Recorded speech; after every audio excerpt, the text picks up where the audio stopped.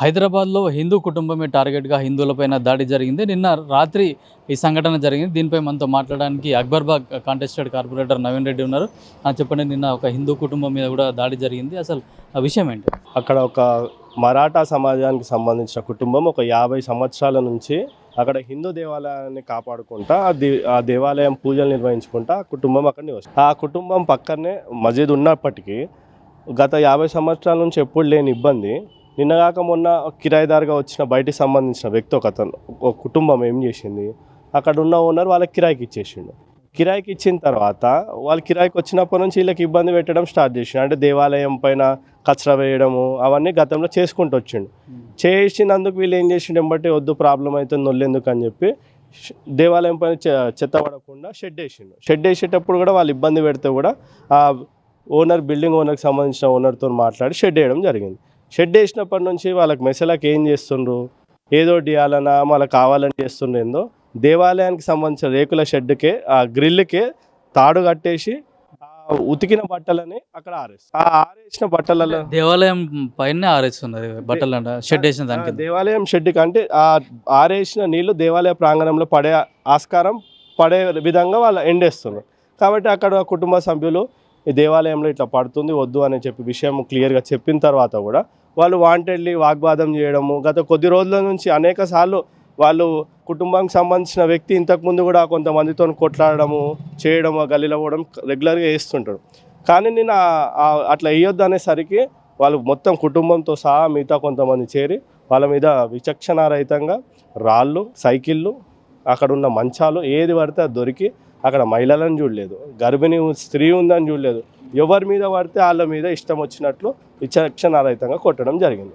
కొట్టిన వెంబటే ఈ విషయాన్ని పోలీసుల దృష్టికి తీసుకెళ్ళంగానే డిపార్ట్మెంట్ వచ్చింది, ఇదని ఐడెంటిఫై చేసిన తర్వాత వాళ్ళని పెట్రోలింగ్ జీప్లో తీసుకొని వెళ్తుంటే అక్కడగా విషయం తెలిసిన వెంబటే అంటే ముస్లిం వ్యక్తిని అరెస్ట్ చేసిన విషయం తెలియగానే స్థానిక ఎంఐఎం ఎమ్మెల్యే బలాలా వచ్చేసి బలవంతంగా డిపార్ట్మెంట్ పోలీసులను బెదిరించి ఆ పోలీసుల సహకారంతో అటు బెదిరిస్తుండు, అటు కొంతమంది పోలీసులు సహకరిస్తుండు. ఆ పట్టుకున్న వాళ్ళనిద్దరిని పెట్రోలింగ్ జీప్లోకి వెళ్ళి దింపేసి తీసుకొని వెళ్ళిపోవడం జరిగింది. ఆ విషయంలో అక్కడికి వచ్చి అందరు పీస్ఫుల్గానే ప్రొటెస్ట్ చేస్తున్నారు. ఈయన వచ్చి అట్లా తీసుకుపోయేసరికి అంటే నమ్మకం కోల్పోతుంది పోలీసు వాళ్ళ పైన. తీసుకొని అట్లా వేసేసరికి ఎంబటే ఏసీపీ గారు డీసీపీ గారు వచ్చిన తర్వాత వాళ్ళ సమక్షంలో ఉన్న విషయం మొత్తం చెప్పిన తర్వాత కూడా వాళ్ళు కొద్ది సమయం కోరిన తర్వాత ఒక ఇద్దరిని ఐడెంటిఫై చేసి వాళ్ళని అరెస్ట్ చేసిన తర్వాత ఆ విషయాన్ని పోలీసుల దృష్టికి తీసుకుపోయినందుకు వాళ్ళని అరెస్ట్ చేసిన వెంబటే అక్కడ ఉన్న వాళ్ళు కొంచెం సర్దుమంగే ప్రయత్నంలో ఉన్నప్పటికీ వాళ్ళపై నమ్మకం ఏ రకంగా పెట్టాలి, మీరు పట్టుకున్నారు వెంబటే వదిలేసిన క్రమంలోనే పోలీసు వాళ్ళు మళ్ళీ మాకు కొంచెం టైం ఇవ్వనంటే వాళ్ళకు టైం ఇవ్వాల్సిన అవసరం బాధ్యతగా కొంచెం టైం ఇస్తేనే దాన్ని రెక్టిఫై చేసే ఆస్కారం ఉంటుంది. కాబట్టి పోలీసు పైన ఉన్న నమ్మకంతోనే వాళ్ళకు కేసు అప్పచెప్పడం జరిగింది. అక్కడున్న హిందూ కుటుంబం పిఎస్కి పోయి కంప్లైంట్ ఇచ్చి ఎఫ్ఐఆర్ అయ్యే విధంగా ఆ కంప్లైంట్ ఇచ్చింది. ఎఫ్ఐఆర్ చేస్తా అని చెప్పి ఆమె ఇచ్చిండు. ఒక 8 మందిని ఎవరైతే విక్టిమ్స్ దెబ్బలు తాకిండో వాళ్ళు ఐడెంటిఫై చేసి పేర్లతో సహా అక్కడ చెప్పడం జరిగింది. వాళ్ళు ఎఫ్ఐఆర్తో చేసి వాళ్ళపైన యాక్షన్ తీసుకుంటా అని చెప్పి పోలీస్ చెప్పింది. పోలీసు పైన నమ్మకంతోనే వాళ్ళపైన వెయిట్ చేస్తున్నాం. వాళ్ళు వాస్తవానికి క్లియర్గా సజావుగా కేసు ఛార్జ్షీట్ వేసి వాళ్ళని అరెస్ట్ చేస్తారా, లేక ఏ రకంగా అయితే ఎమ్మెల్యే రాగానే ఆయనను వదిలేసిండో మళ్ళీ అట్లా వదిలేస్తారా అని వేచి చూస్తున్నాం. నిజంగా అదే పరిస్థితి వాళ్ళని అరెస్ట్ చేయకపోతే ఆ పరిస్థితి ఏ రకంగా ఉంటుందో పోలీసు వాళ్ళు కూడా ముందు చూడాల్సిన పరిస్థితి వస్తుంది. అంటే ఇక్కడ మసీదు కూడా పక్కనే ఉంటుందని చెప్తున్నారు. అంటే వాళ్ళు బ్యాక్గ్రౌండ్ ఎవరి నుండి కావాలని దాన్ని చేపిస్తున్నారా, మత విద్వేషాలు రెచ్చగొట్టే విధంగా ఇట్లా ప్రయత్నిస్తాయి, దాని వెనకాల ఇట్లాంటిది ఏమైనా ఉంది అనుకుంటా? అంటే మాకు అనుమానం ఉంది. ఏమనుమానం ఉంది, గతంలో 8 నెలల కింద కూడా నవరాత్రి ఉత్సవాల ఊరేగింపులు జరుగుతుంటే నవరాత్రి అమ్మవారి విగ్రహం పైన గుడ్డు కొట్టే ప్రయత్నం జరిగినప్పుడు అక్కడున్న డిపార్ట్మెంట్ వచ్చింది, హామీ ఇచ్చింది. చివరాఖరికి ఏం చేసింది, ఒక 17 ఏళ్ళ మైనర్ గుడ్డు కొట్టిందని చెప్పి ఇచ్చింది. మాకు అనుమానం ఏడికెళ్ళి స్టార్ట్ అవుతుందంటే వాడు అరెస్ట్ కాగానే ఎమ్మెల్యే ఎందుకు వచ్చిండు, ఎమ్మెల్యే వచ్చి వాడిని ఎందుకు ఇడిపించిండు, వాడు లోకలోడు కాదు, ఎక్కడికి వెళ్ళి వచ్చి ఉంటుండు. వాడు వచ్చి ఇక్కడ ఉన్నప్పుడు వాడిని ఇడిపించాల్సిన అవసరం ఎమ్మెల్యేకి ఏంది, ఎమ్మెల్యేకి ఎవరు చెప్పిండ్రు? ఎమ్మెల్యే వచ్చి దెబ్బలు తిన్న బాధితులను పరామర్శించకుండా వాళ్ళకి భరోసా ఇవ్వకుండా వాడిని ఇడిపించిన తర్వాత బాధితులతో మాట్లాడాల్సిన అవసరం ఏంది? చట్టం తన పని తాను చేసుకుంటూ పోతుంది కదా. పోలీసుల పైన మేము ఏ రకమైతే విశ్వాసం పెట్టినామో ఆయన ఒక ప్రజాప్రతినిధి, అందరికీ ప్రతినిధిగా ఆయన వివరించాలి. కానీ ఒక వర్గానికి ప్రతినిధిగా ఆయన వివరించుకుంటా ఒక వర్గానికి కొమ్ము కాసుకుంటూ చేయాల్సిన అవసరం ఏముంది? ఇదే సంఘటన ఒక సంవత్సరం కింద ఆస్మాన్గఢ్లో ఒక అపార్ట్మెంట్ ఉంటుంది, పూర్తిగా హిందువులు నివసించే అపార్ట్మెంట్. పార్కింగ్ కబ్జా చేయడానికి కొంతమంది ఎంఐఎం నాయకులు వచ్చిండ్రు. ఆ ఎంఐఎం నాయకులు కబ్జా చేయడానికి వచ్చినప్పుడు ఇదే ఎమ్మెల్యే ఎందుకు స్పందించాలి? ఆ రోజు తన్నులు తిన్నోళ్ళు ఇబ్బంది పడ్డోళ్ళు అంతా హిందువులు కదా, మళ్ళీ ఆ రోజు ఎందుకు రాలేదు? ఎందుకంటే ఆ రోజు ఏ ఎంఐఎంకి సంబంధించిన నాయకుడు అప్పటికప్పుడు పట్టుడుపోలే కదా, పట్టుడుపోలే కాబట్టి ఇడిపోయిన ఇంకా రావాల్సిన అవసరం లేదు కాబట్టి స్పందించాలి. ఈరోజు పట్టుబడ్డాడు, ఎంబటే పోలీసులు ఎంబటే తక్షణంగా పట్టుకుని కాబట్టి ఇడిపియనికి ఆయన వచ్చిండు. కావాలని లోకల్ ఉండేటోళ్ళతో చేపిస్తే వాళ్ళకి చెడ్డ పేరు వస్తుందని చెప్పి ఇట్లా బయట వాళ్ళని కొంతమందిని తీసుకొచ్చి ఇక్కడ పెట్టి వాళ్ళ ద్వారా ఇవన్నీ చేపిస్తున్నారని చెప్పి మాకు అనుమానం వ్యక్తమవుతుంది. ఎందుకంటే ఇదే మలక్పేటలో చాలా సందర్భాలలో టెర్రరిస్టులు యాక్టివిటీలతో సంబంధం ఉన్న వాళ్ళు దొరికిండు. వాళ్ళు ఇక్కడ స్థావరంగా ఎట్లుంటుండ్రు, ఇక్కడ వాళ్ళు ఉండడానికి వాళ్ళని పట్టుబడితే ఇదే ఎమ్మెల్యే ఫోన్ చేసి విడిపియాలని చెప్పి ప్రయత్నం ఎందుకు చేసిండు? ఇవన్నీ చూస్తే కొద్ది మేరకు కావాలని ఒక మా ఉనికి పెట్టుకోనికే ఇక్కడ కొద్దో గొప్ప ఇప్పుడు ఆ గల్లీలో హిందూ ఇల్లు దేవస్థానం కాపాడుకుంటూ ఒక ఇల్లు ఉంది, మస్జిద్కి ఆనుకొని ఉంది. అంటే ఆ గుడి ఉండొద్దు, ఆ మనుషులు ఉండొద్దు అని చేసే ప్రయత్నంలో ఒకట భాగమా అని మాకు అనుమానం అనిపిస్తుంది.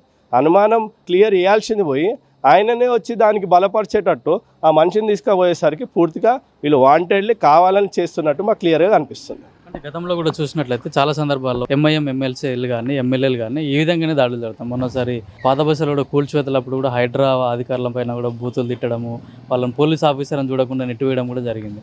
ఎందుకు ఇట్లా అంటే ఎంఐఎం వాళ్ళు విక్టిమ్స్ ఎవరు అసలు చేస్తున్న అక్యూజ్డ్ తెలుసుకోకుండా ఒక వర్గానికి కొమ్ము వేయడం ఎంతవరకు సబబు అనుకోవచ్చు? వాళ్ళ అజెండా క్లియర్. ఇప్పుడు 100 కుటుంబాల హిందువుల కుటుంబంల మధ్య ఒక ముస్లిం కుటుంబం సంతోషంగా జీవించే పరిస్థితి ఉంది. కానీ 100 ముస్లిం కుటుంబం మధ్యలో ఒక హిందూ కుటుంబం ఎందుకు సంతోషంగా జీవించలేకపోతుంది? 1990 అల్లర్లలో గతంలో ఉన్న అనేక ఇల్లులు ఎందుకు ఖాళీ అయినాయి? ఓల్డ్ సిటీలో ఈరోజు శాస్త్రిపురం ఎందుకు మాయమైపోయింది? యాకత్పుర అనేక బస్తీలు యాకత్పురాలో కోమటివాడి అవుతుంది, బ్రాహ్మణవాడి అవుతుంది, కుమ్మరివాడి అవుతుంది, ఈరోజు ఎందుకు ఖాళీ అయినాయి? హిందువులు కొద్ది మందికి ఎందుకు మిగిలిపోయిండు? దానికి ప్రాణం పోసేటట్టు ఇల్లులు ఖాళీ చేసే విధంగా భయభ్రాంతులకు గురి చేసేటట్టు ఎంఐఎం నాయకులు ఎందుకు వ్యవహరిస్తున్నారు?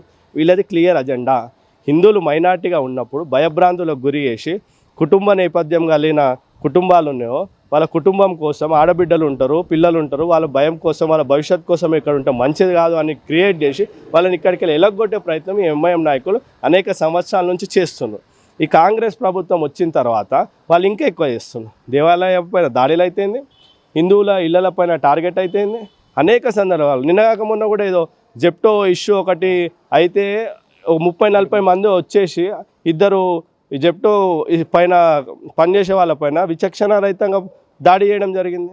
అంటే కావాలని చేస్తున్నారు. ఎందుకంటే భయభ్రాంతులకు గురి చేసి వీళ్ళని ఎట్లయితే ముందు మేము భయం చేయాలి, మా కంట్రోల్లో పెట్టుకోవాలి, ఈ బస్తీలు మిగిలిన కొన్ని కూడా కాల్ చేయాలని ప్రయత్నం చేస్తున్నాం. కానీ మేము అదే రకంగా హెచ్చరిస్తున్నాం, బిడ్డ మీరు ఏమన్నా చేసుకోండి, హిందువులు భయపడేటోళ్ళు కాదు, హిందువులు జాగృతమైనరు. మీరు ఇటువంటి ప్రయత్నాలు ఎన్ని చేసినప్పటికీ అక్కడ ఉన్న హిందువులను మీరు కనీసం ముట్టుకోలేని ప్రయత్నం చేయలేరు. మీరు వాళ్ళకి పూర్తిగా అండగా మేము ఉంటాం. పోలీసు వాళ్ళ సహకారం మాకు దక్కితే సరే, దక్కకపోతే మేము వాళ్ళు దాడి చేసిన వాళ్ళకు ఏ రకంగా బుద్ధి చెప్పాలో కూడా మాకు తెలుసు. కానీ పోలీసుల పైన విశ్వాసం నమ్మకంతోనే మేము ఆగి వేచి చూస్తున్నాం. వాళ్ళు ఏ రకంగా మాకు న్యాయం చేస్తారో, బాధితులకు ఏ రకంగా తోడుగా ఉంటారని చూస్తున్నాం. తోడుగా నించోని పక్షాన, వాళ్ళకు న్యాయం చేయని పక్షాన వాళ్ళకి ఏ రకమైన సమాధానం కూడా చెప్పాలనో ఆ శక్తి సామర్థ్యత మా దగ్గర ఉంది. ఆ పరిస్థితి దాకా ఈ డిపార్ట్మెంట్ తీసుకురాదని చెప్పి మేము వేచి చూస్తున్నాం. గత 2 సంవత్సరాలు చూసుకుంటే హైదరాబాద్లో కానీ సికింద్రాబాద్లో కానీ చాలా టెంపుల్ల పైన కూడా దాడులు జరిగాయి. కొంచెం అసంబద్ధంగా కూడా కొంత వ్యవహరించిన పరిస్థితి ఉంది. ఇప్పటికి కూడా ప్రభుత్వం ఎట్లాంటి చర్యలు తీసుకోవట్లేదు, ఇంకా దాడులు జరుగుతూ ఉన్నాయి టెంపుల్ల పైన. వీళ్ళు వాంటెడ్లీ అంటే ఒక వర్గానికి కొమ్ము కాసే విధంగానే ఇక్కడ ఉన్న ముఖ్యమంత్రి కూడా పనిచేయడం మనకు క్లియర్గా కనిపిస్తుంది. ఇన్ని దేవాలయాలపైన దాడి జరుగుతుంటే స్పందించని ముఖ్యమంత్రి చిన్న చిన్న విషయాలకు స్పందిస్తాడు కదా. ఇప్పుడు గతంలో అనేక సంవత్సరాలలో ఏ రోజు కానీ ఇన్ని దాడులు దేవాలయాలపైన జరగలే. ఓల్డ్ సిటీలోనే రక్షాపురంలో దాడి అయితే ఇక్కడ ఉన్న ప్రభుత్వ నాయకులు ఎంపీ స్పందించలే, ఎమ్మెల్యే స్పందించలే, ముఖ్యమంత్రి స్పందించలే. ఎగ్జిబిషన్ గ్రౌండ్లో జరిగితే స్పందించలే, సికింద్రాబాద్లో జరిగితే స్పందించలే. ఎక్కడ జరిగినా స్పందించనే విధంగా ఈ ముఖ్యమంత్రి కానీ, ఇక్కడ ఉన్న ఎంపీ కానీ, ఎమ్మెల్యే కానీ, ముఖ్యమంత్రి వీళ్ళ కొమ్ము కాసే విధంగానే ఉండు. వాళ్ళ కోసమే పనిచేస్తుంది కానీ హిందువుల పక్షాన నించునే పరిస్థితి ముఖ్యమంత్రికి లేదు. ఈ ఎంఐఎంకి కొంగుగా ఆసే విధంగా హైదరాబాద్ వాళ్ళకి దారదత్తం చేసే విధంగా రేవంత్ రెడ్డి ప్రయత్నం చేస్తుండు కానీ అది సాధ్యం కాదని చెప్పి ముఖ్యమంత్రికి మరి ఇక్కడ ఉన్న ఎంఐఎం నాయకులందరికీ మేము హెచ్చరిస్తున్నాం. అంటే హైదరాబాద్ అక్బర్పేటలో దేవాలయం పైన ఎవరైతే అనుచితంగా ప్రవర్తించారో వాళ్ళందరినీ కూడా కఠినంగా శిక్షించాలని చెప్తున్నారు. అక్కడ ఉన్న హిందూ కుటుంబాలందరికీ కూడా అక్బర్బాగ్లో ఉన్న హిందువులందరూ కూడా సపోర్టివ్గా ఉంటారు. భవిష్యత్తులో వాళ్ళకి ఎట్లాంటి ఆపద జరగకుండా మేము కాపాడుకుంటామని చెప్పేసి ఇక్కడ ఉన్న వాళ్ళు చెప్తా ఉన్నారు. కెమెరామెన్ మోహిత్తో కిరణ్ కుమార్, అక్బర్బాగ్, హైదరాబాద్.